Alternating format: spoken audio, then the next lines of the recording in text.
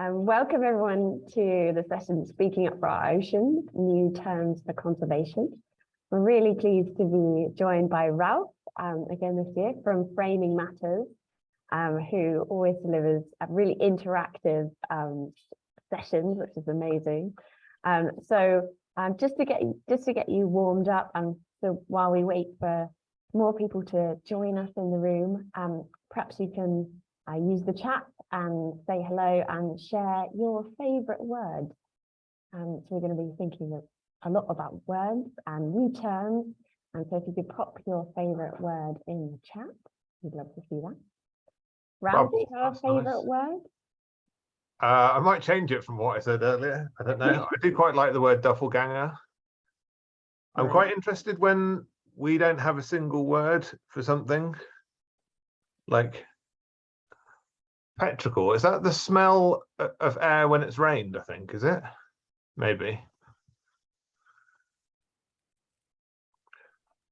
Cool. Yeah, it's a nice word. Also, bamboozle. Alternatively, if you want to go from the other angle, is there anything you wish there was a word for and there isn't? Like I'd like a word for like being slightly tired but still being motivated. That would be useful. Very useful. Syllabub. Oh yeah, syllabubbers. A lot of them are just, they feel nice when you say them. Yeah. This is the whole session, by the way, 45 minutes. Just for this. We'll just hear from everyone. All 50 people in the room and your favorite word. Palimpsest? What does that mean? Palimpsest.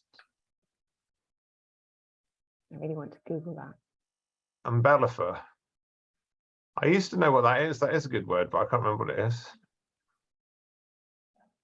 Like some freestyle poetry would be quite nice to go with this as well, I think. That would be brilliant. Fantastic. Thank you so much for sharing all your favorite words. Okay. The one that I couldn't pronounce, that was Pamela Pest something, is overlaying the things, but you can still see the traces below. I like that. It's quite deep, that, for a start. Fantastic. I'm sorry, yeah. Ellie, go ahead, otherwise I'll just sit here reading all these. Well, that's so good. Well, I was just going to hand over to you. I know you've got some slides that you want to show us. And then we're going to be using a Padlet a bit later on to get some more of your thoughts and ideas. So I'll hand over to you, Ralph. Excellent. Thanks, Ellie. So I'm just going to have probably about 5 minutes just doing a little intro into what I'm doing. Then about maybe 10 minutes of explaining about what we're going to do interactively. And then it's going to be slightly chaotic but good. It's like my dream outcome for this. I've not really used whatever it's called, Padlet, much before. So hopefully it's going to work. And if it doesn't, I think it will be fun chaos. So let's see what happens. Okay, I'm going to do the saying the things bit first. So also I'm probably going to share the wrong screen or something, but is that the right screen, or is that the one that's just showing the? Yes, I can see that, but I can also see your next slide. Is that all right with everyone, or do you want to have the proper one? If you use the display settings at the top, that should help you to change it. Although we can still see, it's not a problem. Oh yeah, there we are. Well Perfect. done. Sorry, I'm a Luddite, and apparently the Luddites were a lot more interesting and good that we give them credit for. So I don't mind calling myself a Luddite. So I'm going to talk to you a bit about some work primarily that I've been doing with the Sharks Trust. And I've called it Speaking Up for Our Oceans, but there's sort of two things. I'm going to tell you a little bit about this upcoming toolkit that I've done with them, but also I wanted to spend the time piloting a way of trying to come up with new terms, because some of the terms that are problematic are quite easy to address and others aren't. So anyone that's been to some of my previous sessions might be familiar with some of this content, but probably not all of it. So just to start off with, I suppose I started getting into framing. And what is framing? Framing is about how words, when you hear words, we have experiences, or you see images, certain associations come to your mind. And what those associations are change depending on the word or the experience or the image. So if you try and convey something using two different images, you might change the way that someone feels about those things. To give a more tangible example, for example, how many times can I say example? Quite a few. There's some interesting research on refugees.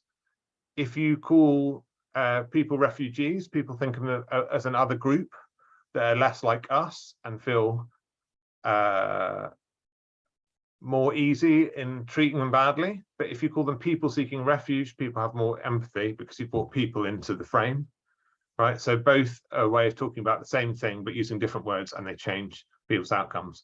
I first started thinking about that when I co-authored Common Cause for Nature, where we were looking at a lot of work to do with social psychology and Shalom Schwartz, and this was to do with like how values and frames of mix. Then I did some more work on the Framing Nature Toolkit. All of these are available for free download if you want to have a look at them. The Framing Nature Toolkit also had some sort of ways of analysing material to look at whether how we're communicating is helpful or not. I more recently did the Positive Communication Toolkit with conservation optimism, and this was a series of traps, two of which I'm going to talk about, but like common pitfalls that we face. So thinking about like every mistakes we make in our everyday communications. Just realized I can't see the chat at the moment, so if there are any like questions arising, Ellie, if you could let me know, that'd be great. And then when we come out of this bit, I'll Of course. be able to. And coming up, I'm not sure entirely when, but soon and for the rest of our lives, is Speaking Up for the Ocean, how to communicate the problems facing our marine life and make change seem possible. And so this is something I've been working together with the Shark Trust on, and it's going to be great, and it is great, and it's got draft written there because there might be minor changes before we finish it. But I just wanted to talk about a couple of things that came out of that. One was when I first started doing the work, I sort of did some analysis on some of the Shark Trust material, but also on material like in the media and from other NGOs about the marine environment. And one thing that came out of the analysis that was quite interesting is the sort of pervasiveness of the language of fishing, which I think would be better than fishing of language. It sounds a fishing language, it scans better, but I've made the slide now and I'll have to stick with it. But how it wasn't just a few terms, but it went a lot deeper than that. To give like one example, which I thought was very interesting, and I'm not sure which organization it was from, and I'm not into like naming like a bad communication. I don't think that helps us, but giving an example of the type of thing I think is helpful. It was about a certain marine species that had become threatened because of its chosen habitat, okay? But in reality, it's actually because of where people chose to fish. That marine species has been there for like forever. So it's almost like a bit victim blaming. So as well as some of the other things, like, you know, like we've had a great haul of responses to this like competition or this, you know, like the fishing language is everywhere. And I think when we haven't questioned it, then it's harder to see the impact that it has. And also when I'm talking about fishing language, I'm talking the broadest terms here, not just like the terms fisheries use, but more like the fishing industry. When we're talking about the policy around fisheries, that is the sort of language that went around everywhere. And some of it, not all of it, but some of it isn't as helpful as it could be. And in terms of the toolkit, we're iterating two of the traps that some of you might have come across in previous iterations, either from the work I did on development with Health Policy Action or the Conservation Optimism Toolkit. We've given them like marine themed names, so hopefully that doesn't confuse you too much and you might recognize the original trap, but I'll just introduce these two traps and then we'll look at 4 words that I'm really interested in finding some alternatives to, and I'll set out how we're going to do that together.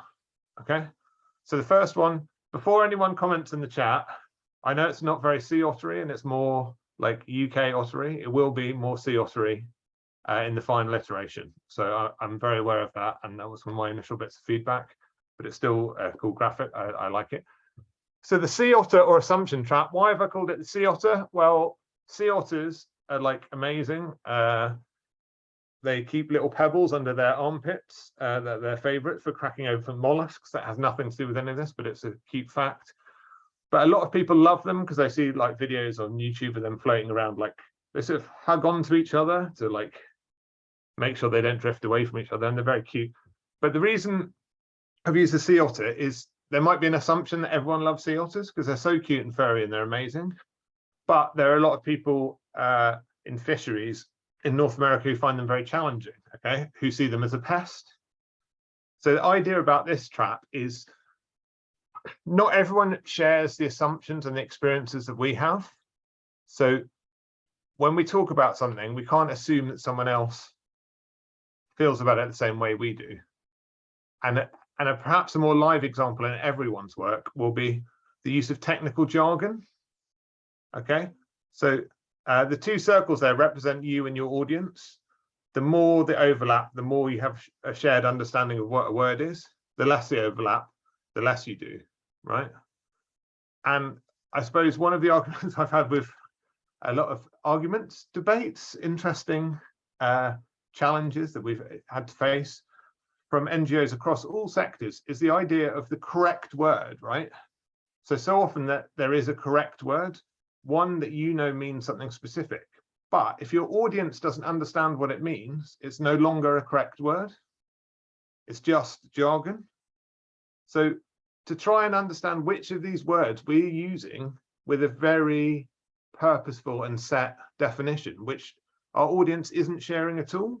And if that is the case, we should be using something different, okay? So that's the otter trap. There's one more, and then we're going to go on to the exercise. If anyone needs any clarification after I've done the second one, that's great, we'll do that, okay? So the second one is the flat fish. It's a euphemism or sanitizing trap when we make something bad sound okay. So we use language we found from somewhere else and we use it to talk about something, and it takes away the harm and makes something sound less bad than it is. So to give like 2 examples, one might be habitat fragmentation, right? That's said a lot, and it makes it sound like it's a passive thing, right? Rather than destruction of habitat, right? Or biodiversity loss is another one. So that's like, where is it? Is it back round the back of the sofa or whatever? Like rather than like the destruction of wildlife or something that's more visceral that actually talks about the nature of the problem. So there are other traps in the toolkit, but for the exercise that we're going to do, we're just going to concentrate on these 2. And I have 4 chosen terms. I'm going to send round the what's it called? Padlet, Padlet, I think it was called. And I'll talk you through that before we all start doing stuff on it. So I'm going to stop my share at the moment. Has anyone got any questions to that? Lots of comments to trawl through, nice. Anyone need any clarification just on that bit before I get onto like what we're going to do together? I was just wondering, Ralph, when the toolkit is likely to be available, if you know that yet. I would imagine relatively soon. The hope is to send it out to participants. I'll check with the Shark Trust, but it should be before Christmas, but I'll definitely check. And if that's not the case, we'll send out an update with you for when it is going to come out, if that's